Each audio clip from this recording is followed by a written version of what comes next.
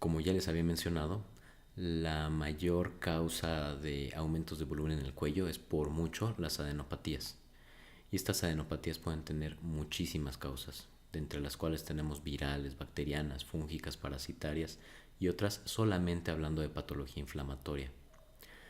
Es importante que cuando tengamos un aumento de volumen y pensamos que esto es de etiología inflamatoria, se tomen las biopsias adecuadas y se pueda dividir el material para que parte de él vaya a cultivo y parte de él vaya a patología.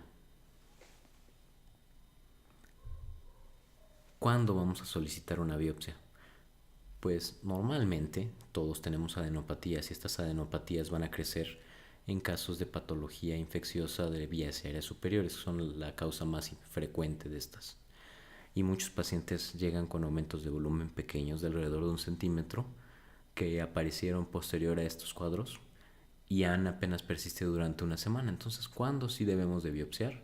Bueno, cuando esta adenopatía que aparentemente es reactiva persiste por semanas o meses o no resuelve después de haber dado tratamiento. Es decir, ¿qué vamos a hacer? Darle al menos 6 semanas de espera desde que apareció antes de decidir si se necesita una biopsia cuando hablamos de adenopatías. O si vemos que ésta está progresando, entonces podemos adelantar esto. Si el paciente no ha recibido tratamiento, que el tratamiento para una adenopatía que no ha resuelto es antibiótico de amplio espectro más antiinflamatorios durante una semana, entonces podemos darlo. Si tenemos ya la alta sospecha de que esto es un tumor, entonces podemos también adelantar la biopsia. Por ejemplo, cuando si tenemos un aumento de volumen sospechoso en la orofaringe, que es difícil de biopsiar y viene acompañado de una adenopatía bastante grande, contener la adenopatía y su etiología, podemos saber que es muy probable que haya venido como metástasis de lo que estamos hablando se encuentra en la orofaringe. Hay diferentes tipos de biopsia. En general las podemos dividir en las incisionales y las excisionales. Y dentro de las incisionales existe eh, un apartado pequeñito para las biopsias por aspiración. Las biopsias por aspiración con aguja fina o con aguja delgada, dependiendo de cuál sea el autor que lo esté escribiendo, son muy útiles en patología limitada porque nos va a permitir un estudio citológico. Lo mismo le va a dar también limitación para otro tipo de patologías. Las biopsias incisionales van a tener una gran desventaja, que es, por un lado, son invasivas, especialmente las abiertas. Las de Trucut son mínimamente invasivas. Y en casos de patología tumoral maligna, como los carcinomas, podemos sembrar. Por lo tanto, no se recomiendan a menos que sean necesarias o que nuestra sospecha necesite no solamente una citología, sino ya tejido para poder hacer el diagnóstico final. Y tenemos las biopsias excisionales, que se utilizan en dos casos específicos. Cuando estamos muy seguros de que lo que estamos viendo es benigno, como por ejemplo los quistes tiroglosos o los quistes branquiales, o cuando tenemos una alta sospecha de malignidad, pero el tratamiento es cirugía. En esos casos, pues se debe de retirar por completo. Mencionaba yo que la citología es muy útil, pero en casos específicos. ¿Cuáles son estos? El primero son las patologías tiroideas. Está muy demostrado que la patología tiroidea está con una sensibilidad y especificidad mayor del 90-95% dependiendo del equipo patológico que esté, y de las glándulas salivales por arriba del 80%, es decir, tenemos una muy buena sensibilidad y especificidad para dar diagnósticos en estos dos lugares, tiroides y glándulas salivales. De la misma manera, si tenemos adenopatías que han crecido y nuestra sospecha es una hiperplasia linfoide, es decir, persistencia del aumento de volumen por una causa benigna e inflamatoria, lo que podemos hacer es tomar una VAF solamente para ver que el contenido del ganglio es pluricelular. Recordemos que la otra patología que puede ser muy problemática en los ganglios son los linfomas, y los linfomas se caracterizan por ser monoclonales, es decir, solamente vamos a tener un tipo de célula. Esto es lo que nos permite saber por citología si hay de todas las células tenemos un ganglio inflamado. Las incisionales que vamos a utilizar aquí en cabeza y cuello principalmente son dos casos, los sarcomas y los linfomas. Y es debido a que estos van a necesitar ser estudiados con arquitectura para ver el tipo específico. Muchas veces incluso con inmunohistoquímica. Particularidades o limitaciones de la biopsia por aspiración es que está limitada en lesiones que son heterogéneas. No permite valorar la arquitectura y la gran ventaja es que la podemos complementar debido a que el líquido que sacamos también se puede ir a cultivo, se les puede pedir tinciones, se les puede pedir tinción para base de alcohol resistente, inmunohistoquímica y citogenética. Esta última está probando ser muy valiosa, especialmente en casos de aspiración de tiroides, en las cuales en lesiones que son medianamente sospechosas nos puede dar una buena definición si es o no un carcinoma.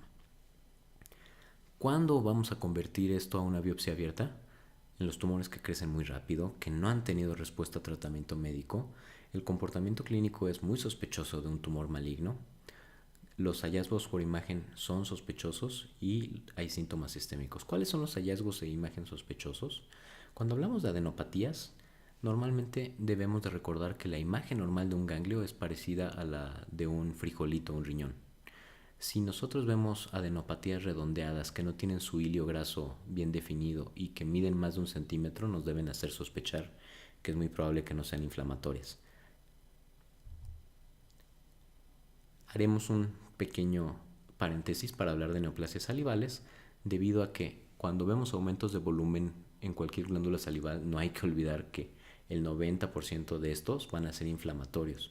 Cuando hablamos de diarreas pediátricas, pues tenemos una de las causas más frecuentes que son las parotiditis virales. También podemos tener otros episodios con dolor y generalmente son dados por obstrucción ductal. Cuando estos se sobreinfectan vamos a tener cialadenitis que pueden ser muy molestas. Dependiendo de la glándula es el porcentaje de benignidad que tenemos en verde o de malignidad que está en rojo. La parótida, que es la glándula que más frecuentemente tiene aumentos de volumen, es la que tiene también más frecuentemente tumores benignos. Y normalmente, como esta glándula es la que está más asociada a tener tumores, también es de la que vamos a rápidamente mencionar cuáles son los 3 datos que nos pueden hacer sospechar de malignidad. Uno es la paresia o parálisis facial, la otra es la fijación de la piel sobre la glándula y la otra es que además del aumento de volumen en la glándula tengamos adenopatías. Y muy bien, vamos a hacer entonces ahora un resumen del abordaje inicial con los datos que ya habíamos marcado. Vamos a tener nuestro motivo, que es la masa en cuello, y vamos a dar una impresión diagnóstica basada en la historia clínica y la exploración física. Aquí hay que recordar el ESA.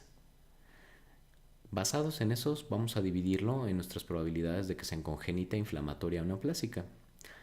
Cuando estamos hablando de congénita, deberemos decidir si es la tomografía o el ultrasonido nuestro método de imagen confirmatorio de elección, y esta se trata a través de biopsias excisionales.